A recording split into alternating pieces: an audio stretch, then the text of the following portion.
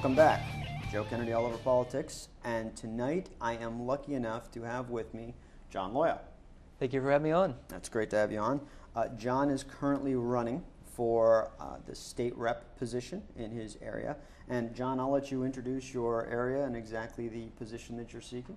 Well, currently right now in the 8th Middlesex District, which is where I'm running, I have Holliston, all of Holliston, all of Hopkinton, 2 precincts of Medway, and 1 precinct of Southborough and Westborough. And in that district, which is favorable in my position, most voters are actually independent voters. So it's a good thing because right now it's myself, the independent, and only the incumbent Democrat. There is no Republican running, and the only way that they could have a Republican running is if they ran a sticker campaign on September 14th in a primary, which, as I'm sure you would think, probably isn't the most favorable way to try and get a candidate elected.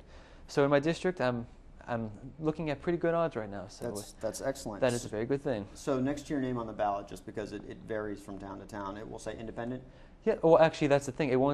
For a party designation, because I'm independent, because on the ballot form I couldn't put independent, I put Liberty next to my name because that's what I'm fighting for a cause. So I can't put independent, like I said. I've seen that name before on a ballot. I wonder where. Not too long ago. Yeah. So why'd you get into this? What made you get up and want to actually run for politics of all things? Well, I mean, in college at UMass Lowell, I made political science. Go figure. I'm majoring in political science with a minor in law. So I mean, doing all the way back through high school also as well. I mean, I've done research. I've done history. I've done the history projects.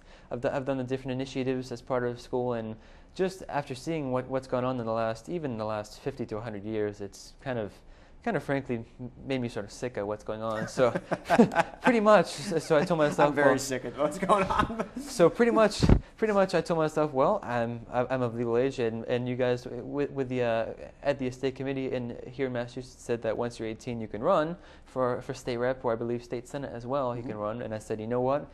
Why not throw my hat in the race? And I mean, at this point, it's looking pretty favorable that I did actually throw my hat in the race in this kind of political atmosphere in this area of.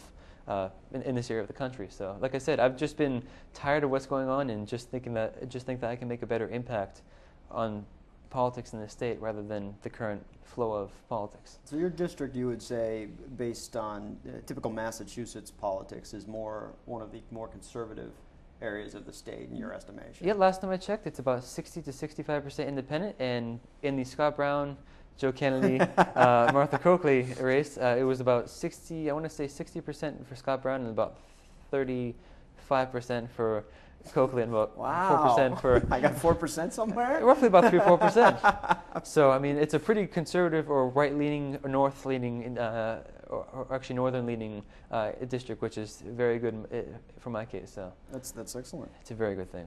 So if you were to take a look at the towns that you're gonna service, are there any issues? I mean, we have a number of issues in the state: economy, jobs. Are there specific issues to where you're running that individuals that are going to be voting for you, hopefully, are going to be concerned with? Well, obviously, a few of the issues, actually, the main issues in my area, which apply to the rest of the state and the rest of the country, are job creation, taxes, and also, like I said, the current, I believe it's $2.5 billion structural deficit that the state is facing. I mean, the number changes depending on which politician you listen to or which figure it is. But I mean, like I said, the deficit, taxes, and job creation, especially for small businesses, because the Metro West community that I'm in sort of lacks in terms of small business jobs, because in that area we don't really have. Like I know, for example, in Holliston we have Pajama Joe's and also other small cafes and whatnot, which is great. But like I said, other communities such as Marlborough, and Berlin, which have the Solomon Pond Mall and have Bertucci's. You have there's office parks out there. Yeah. There's all kinds of things. I know.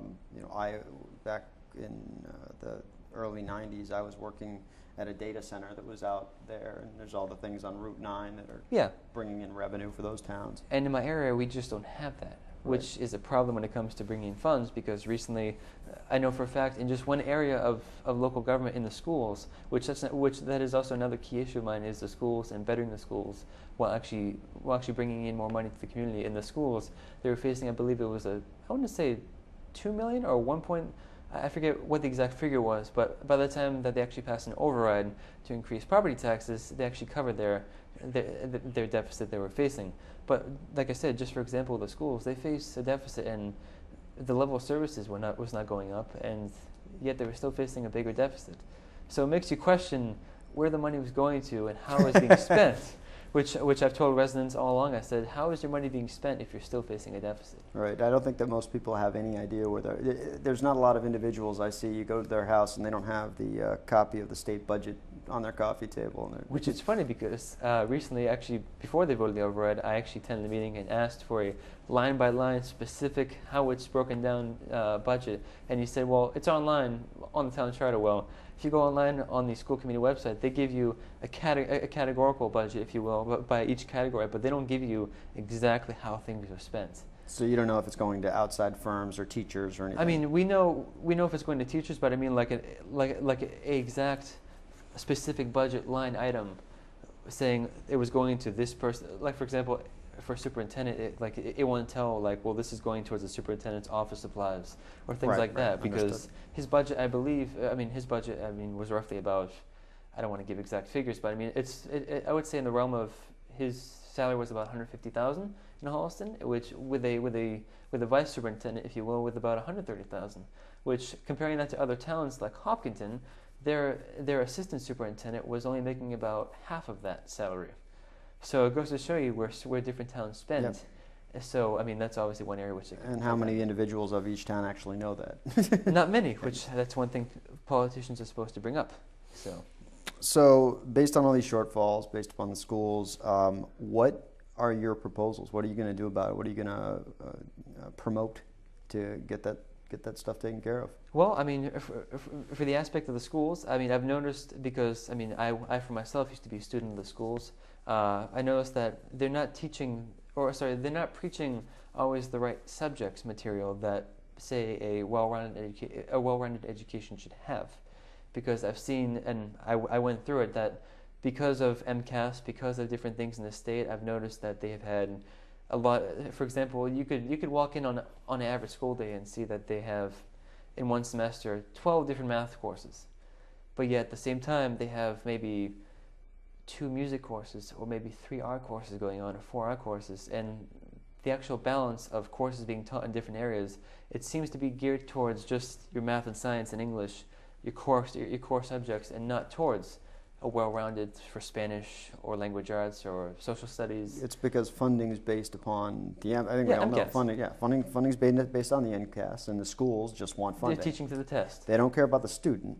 They care about the money. I've talked to different teachers in different towns, and they admit we're teaching to the test, which is not a good thing for the kids who are trying to get a well-rounded education and prepared for the future to be out and about in the real world. And I'm sure that the teachers don't really have a lot of choice in the matter, because I'm sure if they were to come up short in any specific test or curriculum, that it would reflect poorly on them as an individual. And because I think at one point, I mean, obviously not now in the tough economic times that we are, but at one point I believe that they were getting bonuses based on how well the students who were performing on those tests. I'm assuming not now, and I'm pretty sure it's not now anymore, but at one point they were. Right. Which is an issue once again towards how are they actually doing, like how are they teaching their subjects, and how is it spread out over each subject.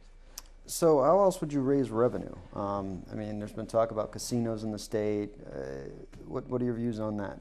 Well, I tell people went after it because obviously it's a big issue, because at one point the proposal was to put a casino in Milford, which is right up the street from my house personally in Holliston. So honestly, I tell people I am for one a fan. Well, I am for one a supporter of having casinos bringing in extra jobs, extra revenue, because I believe it's what, $600 million or $800 million that we're supposed to bring in for revenue to the state. But it all depends on where you put the casino, because, for example, I know for a fact in Milford, where they wanted to put it was very close to Milford suburbia and Holliston suburbia, and studies show that if you put a casino near suburban communities, it's going to probably do more negative effects, or actually negative implications, rather than positive implications. Because yes, it brings in money, but it's going to also have... Right. It's different when you're in rural setting, Yeah. I think, than if you're in a city or some place that's out in the middle. You take Foxwoods is in the middle of the woods. Yeah, there's it's the middle of nothing nowhere. out there. Yeah. And they probably pick Milford because of 495 traffic capabilities. Brings more traffic to the Metro West area, which is